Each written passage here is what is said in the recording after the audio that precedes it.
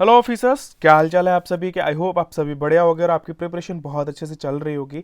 आज के इस वीडियो में मैं बात करने वाला हूँ हमारे एनसीईआरटी क्लास 7th की बुक जो है आर इन्वायरमेंट यानी कि ज्योग्राफी का सेकंड चैप्टर। लास्ट कल हमने फर्स्ट चैप्टर को कवर अप कर लिया था। हमने उसमें बहुत सारी चीज़ें पढ़ी थी, ठीक है, इन्वायरमेंट के बारे में। ठीक है, लेकिन इस वीडियो में हम बात करने वाले हैं हमारे इनसाइड आर अर्थ यानी अपने अर्थ के अंदर की जितनी भी चीज़ें हैं उन सब चीज़ों को लेकर हम बात करने वाले हैं। अब गाइज ये वीडियो जो है, ये जो एनसीईआरटी सीरीज की जो सीरीज है, एनसीईआरटी सीरीज चाहे वो क्लास 6 हो या 7th हो या 8th हो, जो भी एनसीईआरटी सीरीज है, स्पेशली ये कॉम्पिटिटिव एग्जाम्स जो क्वालिफाई करना चाहते हैं, जो एक बड़े लेवल पे एग्जाम्स दे रहे हैं, जैसे आईएएस एग्जाम हो गया। क्योंकि हम ना बचपन में बेसिक्स नहीं क्लियर रखते हैं, हमारे बेसिक्स स्ट्रांग नहीं होते हैं। कुछ ऐसे टर्म्स होते हैं जो हमें नहीं पता होते हैं कि इसका मतलब क्या है।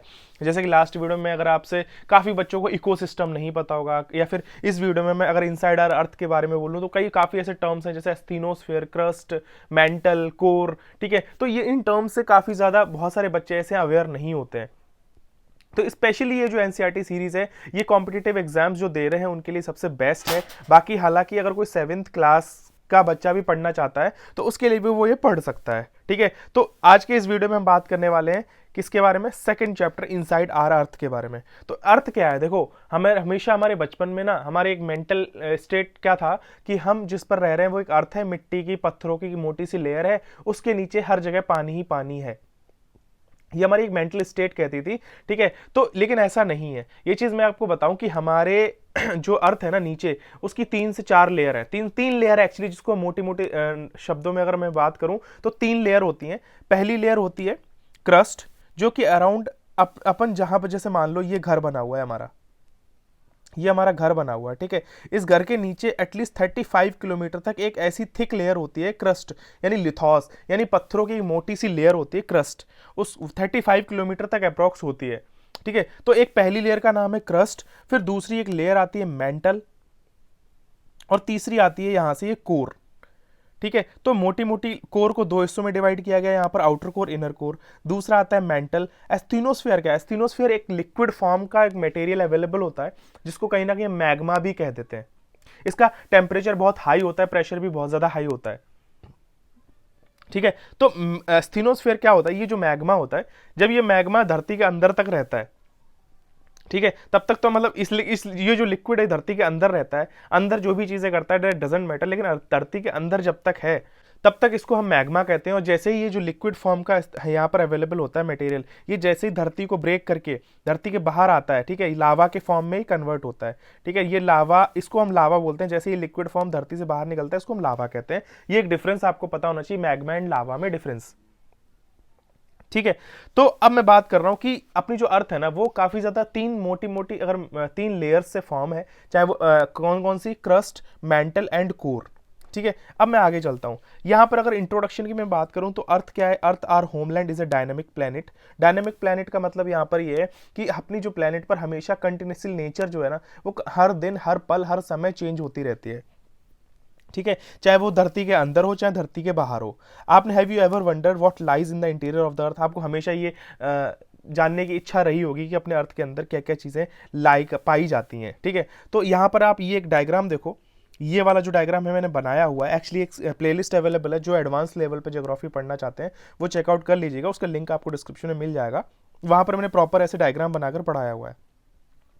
तो आप यहां पर दो चीजें देख रहे होगे, ये मैंने क्रस्ट की लेयर बनाई हुई है, 34 किलोमीटर वाली, क्रस्ट की एक 34 किलोमीटर वाली लेयर बनाई है, इसको क्रस्ट कहते हैं। और 34 किलोमीटर उसके बाद नीचे आते हैं तो 2700 किलोमीटर करीब ये जो लेयर होती है वो मेंटल होती है, और 2700 किलोमीटर के बाद जो नीचे आते हैं 6400 किलोमीटर तक अंदर कोर होती है। ठीक है, आप यहां पर देख सकते हो ये जो, ये क्या है, अब यहां पर एक कॉन्टिनेंटल क्रस्ट और एक ओशियनिक क्रस्ट का डिफरेंस आया है। कॉन्टिनेंटल क्रस्ट क्या हो जाती है, जैसे ये कॉन्टिनेंटल क्रस्ट है, अगर आप धरती, ये है मान लो प्लेन सरफेस है, इस पर जो पत्थर है, पहाड़ है, माउंटेन्स हैं, इसको कॉन्टिनेंटल क्रस्ट कहते हैं। और कहीं आगे जाके यहाँ पर एक लिथॉस यानी रॉक्स तो अवेलेबल है, लेकिन एक गड्ढा सा आ रहा है जहाँ पर ओशियंस, माउंटेन्स, लेक्स होती हैं, तो इसको ओशियनिक क्रस्ट कहते हैं। ठीक है, तो ये continental crust and oceanic crust में डिफरेंस है कि एक प्लेन सरफेस पे जहाँ पे माउंटेन्स और सब कुछ अवेलेबल है उसको कॉन्टिनेंटल क्रस्ट कहा जाता है, और ओशियनिक क्रस्ट जहाँ पर ओशियंस, किसी भी क्रस्ट के ऊपर एक ओशियन का फॉर्मेशन हुआ हो उसको ओशियनिक क्रस्ट कहा जाता है। ठीक है। तो 3 लेयर मैंने आपको इस डायग्राम में दिखाई है, आपने चेक, आप देख पा रहे होगे, ठीक है। तो the upper most layer over the earth surface is called crust. आपको पता है सबसे ऊपर की जो लेयर होती है अर्थ की, उसको क्रस्ट कहते हैं। और क्या होता है, it is the thinnest of all the layers, यानी जितनी भी लेयर्स हैं, चाहे वो क्रस्ट हो चाहे वो मेंटल हो, उन सबसे पतली होती है। क्योंकि मैंने आपको बताया कि 2700 किलोमीटर की एक मोटी सी लेयर जिसको मेंटल कहते हैं, 6400 किलोमीटर की कोर होती है। लेकिन क्रस्ट कितनी पतली लेयर है, 35 किलोमीटर मैक्स टू मैक्स, ठीक है, 3500 किलोमीटर अंदर। यानी कि एज कंपेयर अगर मेंटल और कोर के बोला जाए तो क्रस्ट सबसे थिनेस्ट लेयर है, ठीक है, अदर लेयर्स से। On the continental masses and only 5 kilometre on the ocean floors. और जो ओशन फ्लोर्स होते हैं उनसे नीचे 5 किलोमीटर की कॉन्टिनेंटल क्रस्ट बचती है। कॉन्टिनेंटल क्रस्ट मतलब ये वाली, देखो कि सपोज ये वाली जो लेयर है ना, ये 35 किलोमीटर है, ये पूरा ऊपर से माउंटेन से कर लेते हैं। पर अगर ओशियनिक क्रस्ट आ जाती है तो उसके नीचे मैक्स टू मैक्स 5 किलोमीटर की क्रस्ट बचती है, ठीक है। तो ये वाला यहां पर ये चीज बताई गई है। The main mineral constituents of the continental mass are silica and aluminium. It is called sial. यानी कि जो क्रस्ट लेयर है, देखो ये डायग्राम आप देखो, क्रस्ट लेयर में सबसे ज्यादा कौन सा मिनरल पाया जाता है, सिलिकॉन और एल्यूमिनियम, सियाल जिसको कहते हैं, सियाल। अगर आपसे कोई भी पूछ लेना, अगर आपसे कहीं भी एमसीक्यू या कहीं पर भी कोई क्वेश्चन आ जाता है, क्रस्ट में कौन कौन से जो एलिमेंट्स या मिनरल्स पाए जाते हैं, तो आप वहां पर टिक करोगे सिलिकॉन और एल्यूमिनियम। मेंटल में पाए जाते हैं सिलिकॉन और मैग्नीशियम, और कोर में पाया जाता है आयरन और, यानी कि निकल और आयरन, जिसको हम Fe से भी रिप्रेजेंट करते हैं, याद रखना, ध्यान रखना, ठीक है, Fe और निकल। क्रस्ट में सिलिकॉन और एल्यूमिनियम, मेंटल में सिलिकॉन और मैग्नीशियम, और कोर में निकल और आयरन। लेकिन आप एक चीज देख पा रहे हो, क्रस्ट और मेंटल दोनों में सिलिकॉन तो अवेलेबल है, यानी कि जो सिलिका यानी सिलिकॉन, इसकी मात्रा अपने अर्थ के अंदर सबसे ज्यादा है। ये चीज आप क्लियर हो गई आपकी। तो यहां पर ये देखो, the oceanic crust mainly consist of silica and magnesium, ठीक है, ये चीज मैंने आपको बताई। ओशियनिक क्रस्ट क्या कर रही है, सिलिका और मैग्नीशियम, ठीक है। सबसे ज्यादा क्या बोलते हैं, सॉरी, कॉन्टिनेंटल क्रस्ट जो होगी वो सबसे ज्यादा, उसमें सबसे ज्यादा क्या पाया जाएगा, सिलिका और एल्यूमिनियम। लेकिन जो ओशियनिक क्रस्ट होगी उसमें सबसे ज्यादा क्या पाया जाएगा, सिलिका और मैग्नीशियम, ठीक है। इसमें काफी ज्यादा लेयर्स और भी डिवाइड होती हैं। ये मैं सिर्फ आपको एक मोटे मोटे वर्ड्स में बता रहा हूँ कि 3 लेयर्स, क्रस्ट, मेंटल, कोर। लेकिन जब अगर हम एडवांस लेवल पे ज्योग्राफी पढ़ेंगे तो आपको काफी ज्यादा लेयर्स और सुनने को मिलेंगी, जैसे कि एस्थेनोस्फीयर मैंने वर्ड आपको बताया, ठीक है। कोर्स को भी काफी हिस्सों में डिवाइड किया जाता है, जैसे आउटर कोर हो गया, इनर कोर हो गया, मेंटल हो गया, मेंटल को हम अपर मेंटल कहते हैं, लोअर मेंटल कहते हैं। तो और भी ज्यादा लेवल पे, मतलब नेक्स्ट लेवल पे आपको वहां पढ़ाया जाएगा, ठीक है। तो मैंने आपको बताया ओशियनिक क्रस्ट में आपको क्या मिलेगा, सिलिका और मैग्नीशियम, और कॉन्टिनेंटल क्रस्ट में आपको मिलेगा ओशियनिक क्रस्ट में आपको मिलेगा सिलिका और मैग्नीशियम, और कॉन्टिनेंटल क्रस्ट में आपको मिलेगा सिलिका और एल्यूमिनियम, ठीक है। It is therefore called Seema. Silica and magnesium को सीमा बोला गया है और सियाल बोला गया है ऊपर जो कॉन्टिनेंटल क्रस्ट पे, मतलब सिलिका और एल्यूमिनियम कॉन्टिनेंटल क्रस्ट में और सिलिका और मैग्नीशियम ओशियनिक क्रस्ट में मिलता है, ठीक है। तो just beneath the crust is the mantle which extends up to a depth of 2900 kilometre below the crust.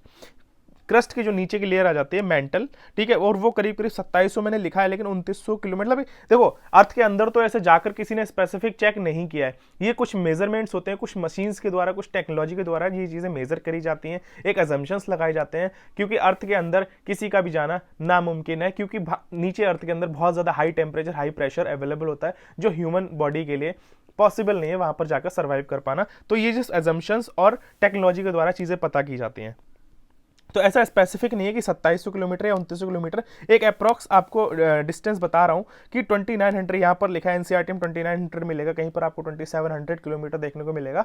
तो इतने में ज्यादा कंफ्यूज मत होना, ठीक है। तो आप समझ पा रहे हो क्रस्ट क्या हो गया, क्रस्ट दो तरह की होती है, कॉन्टिनेंटल क्रस्ट और ओशियनिक क्रस्ट। ओशियनिक क्रस्ट में आपको सबसे ज्यादा क्या मिलेगा, सिलिकॉन और मैग्नीशियम, ठीक है। कॉन्टिनेंटल क्रस्ट में क्या मिलेगा, सिलिकॉन और एल्यूमिनियम। ये चीज आपको क्लियर है। उसके बाद 35 किलोमीटर अप्रॉक्स क्या होता है, कॉन्टिनेंटल क्रस्ट होती है, और जो ओशियनिक क्रस्ट होती है उसके नीचे जो कॉन्टिनेंटल क्रस्ट होती है वो करीब करीब 5 किलोमीटर की बचती है। ये चीज मैंने आपको बता दी। तीसरा मैं आपको बता रहा हूं, इनर मोस्ट लेयर जो आ जाती है, core, with a radius of about 3500 kilometre. It is mainly made up of निकल एंड आयरन। मैंने आपको बताया निकल और आयरन से ये चीज बनी होती है, जो लेयर होती है बनी होती है। इसको नाइफ भी कहा जाता है। तो ध्यान रखना, क्रस्ट में क्या है, सियाल, और मेंटल में क्या है, सीमा, और कोर में क्या है, नाइफ। ये चीज ध्यान रखना। The inner most layer is the core with the radius of 3500, it is mainly made up of निकल and iron, it is called knife. ठीक है, the central core has a very high temperature and pressure. तो यही चीजें मिलकर हमारे अर्थ के अंदर लेयर्स फॉर्म होती हैं, जिससे हमारी एक अर्थ मैन्युफैक्चर्ड है, यानी अर्थ बनी हुई है। ठीक है, अब थोड़ा और अगर डीपली डायग्राम अगर आप यहाँ पर देखते हो कि 4 किलोमीटर का जो है वो क्रस्ट है, 100 किलोमीटर यहाँ पर एस्थीनोस्फीयर और भी जो लेयर्स होती हैं वो होती हैं। क्योंकि देखो जैसे जैसे हम अर्थ के अंदर जाते हैं ना, 1 डिग्री सेल्सियस हर, मतलब मैं आपसे कहूँ कि हर 1 डिग्री सेल्सियस टेम्परेचर हर किलोमीटर पे बढ़ता है, हर किलोमीटर पे, ध्यान रखना, हर 32 किलोमीटर पे 1 डिग्री सेल्सियस टेम्परेचर इंक्रीज होता है। देखो मैंने यहाँ पर लिखा है नीचे, जैसे जितना हर 32 किलोमीटर के बाद आपको 1 डिग्री सेल्सियस टेम्परेचर बढ़ता हुआ मिलेगा। अगर मुझे 200 किलोमीटर तक भी रॉक्स मिलेंगी तो वहां तक भी हम लिथोस्फीयर कहेंगे। यानी कि यहाँ पर ये लिखा है कि अगर हम नीचे 200 किलोमीटर तक भी जाते हैं और हमें रॉक्स मिलते हैं तो हम उसको लिथोस्फीयर कहेंगे। ठीक है, तो अप्रोक्स 100 से 200 तक माना जाता है। तो अगर आप ऐसे ये एडवांस लेवल पे ज्योग्राफी पढ़ना चाहते हो तो आप इस प्लेलिस्ट को जरूर चेकआउट करिए, आपको डिस्क्रिप्शन में मिल जाएगी। ठीक है, तो यहाँ पर एनसीईआरटी लेवल पे हम सिर्फ बेसिक टर्म्स पढ़ रहे हैं कि क्रस्ट, मेंटल, कोर। क्रस्ट हो सबसे पहली लेयर, फिर सेकंड आती है मेंटल, फिर आती है कोर। ठीक है, the crust forms only 1% of the volume of the earth. Crust forms only 1% of the, ये कुछ फैक्ट है आपको पता होना चाहिए। Crust forms only 1% of the volume of the earth. Crust जो है 1% होता है पूरी अर्थ की वॉल्यूम का। 84% कंसिस्ट होता है मेंटल, 15% आ जाता है core. The radius of the earth is 6371 kilometre. ठीक है, तो ये देखो, ये इस तरह से आपको प्लेलिस्ट मिल जाएगी। यहाँ पर मैंने बेसिक्स ऑफ द अर्थ यानी कंप्लीट कोर्स ऑन ज्योग्राफी करके आपको, आप प्लेलिस्ट चेकआउट कर लीजिए, आपको मिल जाएगा। और अब मैं बात कर रहा हूँ रॉक्स एंड मिनरल्स के बारे में। ये तो हमने लेयर्स के बारे में बात करी कि अर्थ के अंदर कौन कौन सी लेयर्स अवेलेबल हैं, कितनी डीपली क्या क्या चीज़ें पाई जाती हैं। अब मैं बात कर रहा हूँ कि अर्थ के अंदर कौन कौन किस तरह से रॉक्स एंड मिनरल्स पाए जाते हैं। सबसे पहले आ जाता है the earth crust is made up of a various type of rocks. बहुत तरह की रॉक्स से अपना जो अर्थ है बना हुआ है। Any natural mass of mineral matter and that makes up the earth crust is called a rock. Natural mass of mineral matter that makes up the earth crust is called a rock. Rocks can be of different colors, size and textures. ठीक है, आपको पता है rocks क्या मतलब, पत्थर, चट्टाने, पहाड़, कंकड़, ये रॉक्स हैं। ठीक है, तो रॉक्स अपने अलग अलग मिनरल, अलग अलग मटेरियल से फॉर्म होती हैं। अब मैं बात करूं कि अगर जो मैग्मा है वो अर्थ के बाहर निकलता है तो वो एक रॉक फॉर्म करता है, उसका एक मटेरियल अलग होता है। अगर वही मैग्मा जो है अंदर ही जाकर कहीं फूट जाता है, कहीं निकलता है, कहीं और जाके कोई और चीज़ में कन्वर्ट हो जाता है, तो वहाँ पर एक अलग तरह का रॉक क्रिएट करता है। 3 तरह की रॉक्स होती हैं, igneous rocks, sedimentary rocks, metamorphic rocks.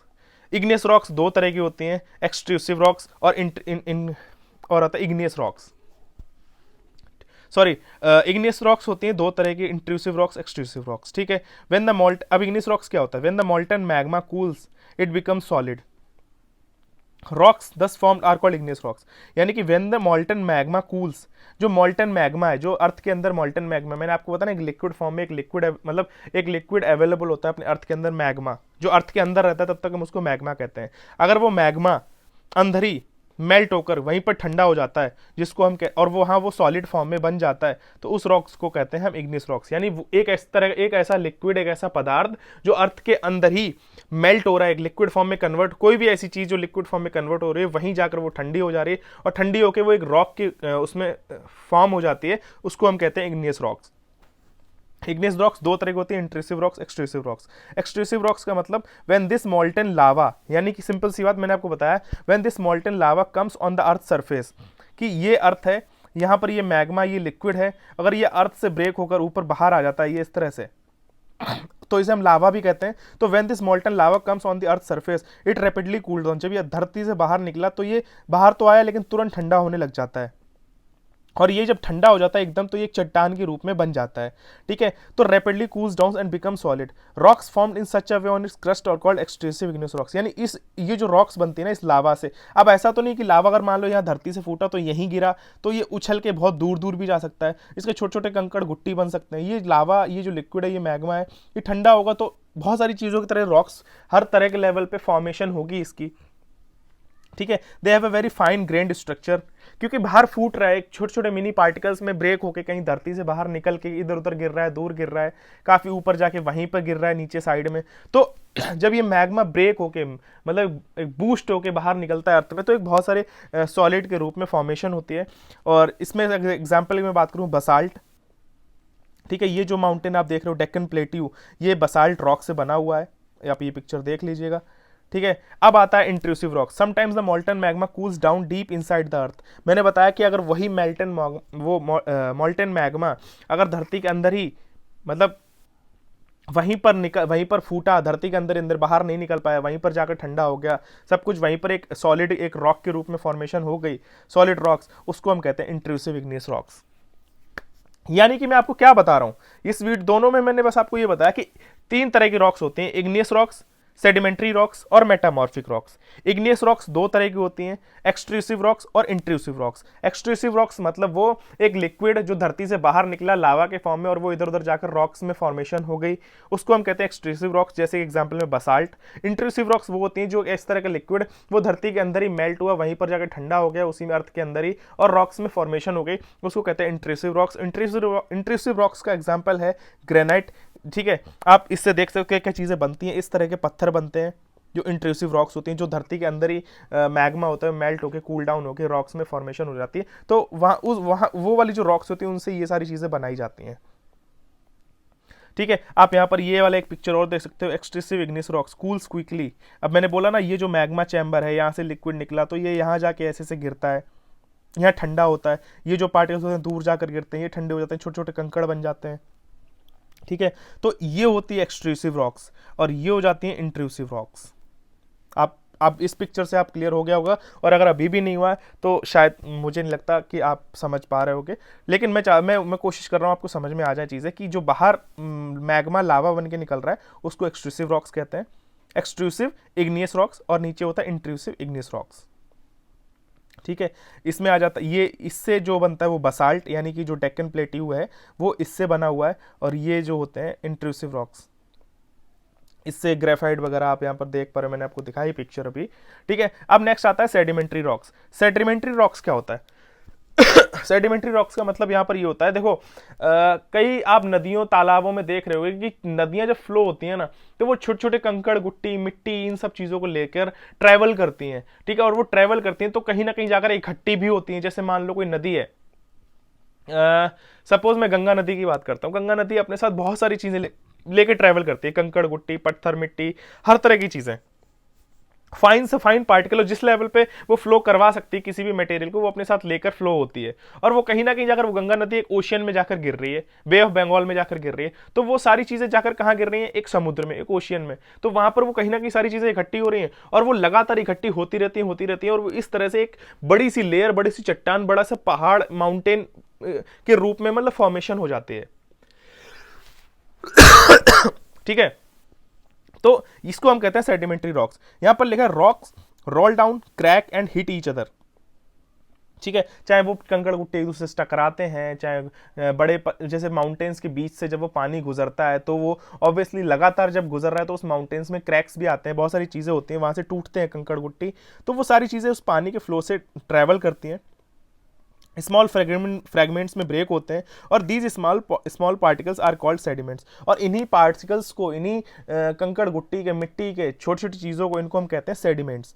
These sediments are transported and deposited by wind water etcetera. मतलब ये सारी चीज़ें हैं, हवा के द्वारा भी मूव करती हैं, पानी के द्वारा भी मूव करती हैं। जैसे आपने अगर हवा के द्वारा आप देखो तो रेगिस्तान में अगर कहीं पर बहुत तेज विंड आई, ठीक है, तो विंड क्या करती है? बहुत सारे मिट्टी के पार्टिकल्स अपने साथ लेकर ट्रैवल करती है और कहीं जाकर एकदम से शांति से गिर पड़ते हैं, वहां पर एक चट्टान बन जाती है। उसी तरह से तो ये विंड और वाटर के द्वारा ट्रैवल करते हैं। These loose sediments are compressed and harden to form layer of rocks.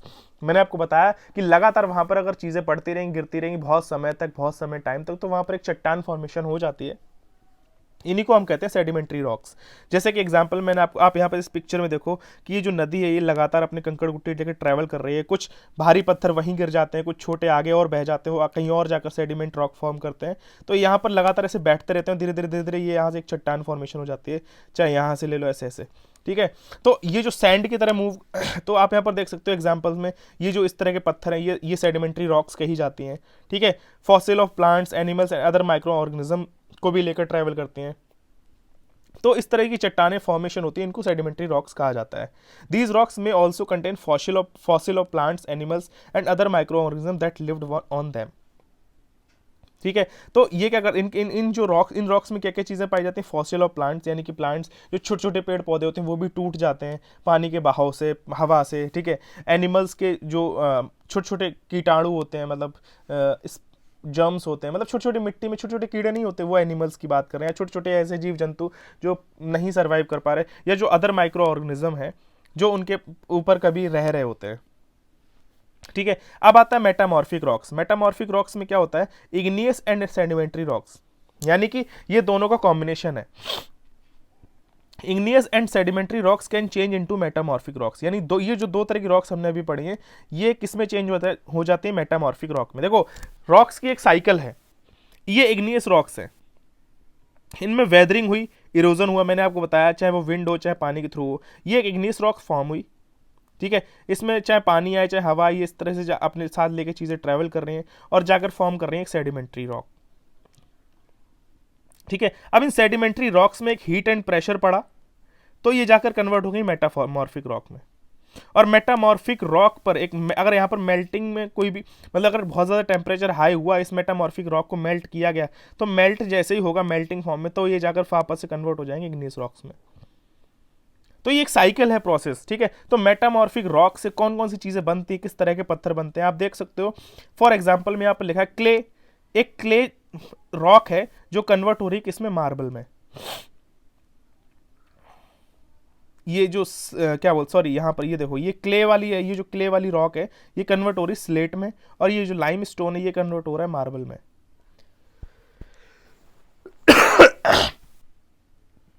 ठीक है, तो मेटामॉर्फिक रॉक का मतलब आप समझ गए होंगे कि इग्नियस रॉक्स और सेडिमेंट्री रॉक्स का बदलाव ही मेटामॉर्फिक रॉक कहा जाता है। इनमें बहुत सारी चीज़ें लगती हैं। अगर एक इग्नियस रॉक को सेडिमेंट्री रॉक्स में कन्वर्ट करना है तो आपको वेदरिंग एंड इरोजन करना होता है लगातार, तो वो जाके सेडिमेंट्री रॉक्स में फॉर्मेशन हो जाता है। अगर सेडिमेंट्री रॉक को हम मेटामॉर्फिक रॉक में कन्वर्ट करना चाहते हैं तो हीट एंड प्रेशर आपको देना पड़ेगा। ठीक है, और अगर मेटामॉर्फिक रॉक को अगर आपको इग्नियस रॉक्स में बनाना है तो आपको मेल्ट करना पड़ेगा, इस लेवल पर टेम्परेचर देना पड़ेगा जिससे वो इग्नियस रॉक्स में कन्वर्ट हो जाए। ठीक है, rocks are made up of different minerals. Rocks बहुत तरह के मिनरल्स से बनी होती हैं। Minerals are naturally occurring substance which have certain physical properties and definite chemical composition. ठीक है, हर मिनरल की अपनी फिजिकल एंड केमिकल प्रॉपर्टी है। Minerals are very important to humankind. हम लोगों को पता है ये मिनरल्स हमारे जीवन जीने के लिए कितना अहम रोल प्ले करते हैं। Some are used as fuels. Minerals में जैसे मैं बात करूँ व्हीकल्स में, फ्यूल्स हो गया, पेट्रोलियम हो गया। ठीक है, तो for example coal, natural gas, petroleum, they are also used in industries. Iron, aluminium, gold, uranium, ये सब चीज़ें रॉक्स हमें कहाँ से मिलते हैं? देखो, ऐसा नहीं है कि हमें जमीन के अंदर जो रॉक्स हैं उन, अगर हम खुदाई करते हैं कहीं पर, तो जैसे कोयला है, तो ऐसा नहीं कि हमने अगर खुदाई करी कहीं रॉक्स में जहाँ हमें पता है कि यहाँ पर कोल पाया जाता है तो कोल हमें एकदम प्रॉपर जो कोयला मिल जाता है, ऐसा नहीं होता। वो रॉक कोल और मिलती है, मतलब एक तरह का मिक्सचर मिलता है बहुत सारी चीज़ों का। उनमें से हमारी जो कंपनी होती, जो इंडस्ट्रीज, फैक्ट्रीज होती हैं, वो फिल्टर करती हैं उन रॉक से, उस कोल का फॉर्मेशन करते हैं, फिल्ट्रेशन करती हैं। तो इस तरह से उन रॉक से हमें चीज़ें मिलती हैं जो ह्यूमन काइंड के लिए, ह्यूमन के जीवन जीने के लिए, ह्यूमन की चीज़ों को आसान करने के लिए हमारे लिए मिनरल्स ये बहुत ज़्यादा इंपॉर्टेंट है। अब मैं बात कर रहा हूँ, इसी के साथ हमारा इस चैप्टर का एंड होता है। अब मैं बात कर रहा हूँ एक्सरसाइज इस बुक की, जो मैंने आपको हर एक चीज़ के बारे में डिफाइन किया हुआ है। अगर आपसे पूछे what are the 3 layers of the earth, आप यहाँ पर इन तीन चीज़ों के नाम लिख सकते हो, क्रस्ट, मैंटल एंड कोर। ठीक है, क्रस्ट में आप 2 ऑप्शंस और लिख सकते हो, oceanic crust and continental crust. आपसे पूछा जाए व्हाट इज अ रॉक, तो आप रॉक की डेफिनेशन लिख सकते हो। The earth crust is made up of a various type of rocks, any natural mass of mineral matter that makes up the earth crust is called a rock. ठीक है, 3 तरह की रॉक्स आप लिखनी है, कौन कौन सी? Igneous, sedimentary and metamorphic. Igneous में आप 2 तरह की रॉक्स लिख सकते हो, इंट्रूसिव एंड एक्सट्रूसिव। ठीक है, फिर आता है how are extrusive and intrusive rocks formed, ये मैंने आपको बताई दी, डेफिनेशंस लिख दी है मैंने। ठीक है। What do you mean by rock cycle? Rock cycle में मैंने आपको बताया कि अगर एक मैग्मा बाहर निकलता है और अंदर फूटता है, दोनों के अलग अलग रॉक्स फॉर्मेशन होता है, ठीक है। इंट्रूसिव एक्सट्रूसिव इग्नियस रॉक्स होते हैं। इग्नियस रॉक्स को अगर सेडिमेंट्री रॉक्स बनाना है तो एक आपको हाई लेवल पे इरोजन देना पड़ता है, ठीक है। उन पत्थरों को तोड़ तोड़ के वो जाकर कहीं इकट्ठी हो जाती हैं, जिससे आपसे वहाँ पर सेडिमेंट्री रॉक फॉर्मेशन होती है। सेडिमेंट्री रॉक को अगर वापस से आप मेटामॉर्फिक रॉक बनाना चाहते हो तो आपको एक हीट एंड टेम्परेचर देना पड़ता है, और वापस से मेटामॉर्फिक रॉक को अगर इग्नियस रॉक में बनाना है तो आपको वापस से लिक्विड फॉर्म में कन्वर्ट करना पड़ेगा। तो ये प्रॉपर रॉक साइकिल है, आप यहाँ से पढ़ सकते हो, यहाँ पर हर एक चीज़ लिखी हुई है इस आंसर में, ठीक है। What are the uses of rocks, ये आप पढ़ लीजिएगा, मैंने यहाँ पर लिख दिया। अगर शॉर्ट आंसर में आपको 2 नंबर से पूछा जाए तो आप यहाँ पर इस डेफिनेशन लिख देना। अगर 3 नंबर में क्वेश्चन पूछा जाए तो आप ये लिख देना, ठीक है। नेक्स्ट आ जाता है what are metamorphic rocks. Metamorphic rock में मैंने आपको डिफाइन कर दिया है कि इग्नियस रॉक्स और सेडिमेंट्री रॉक्स के बदलाव को ही मेटामॉर्फिक रॉक कहा जाता है।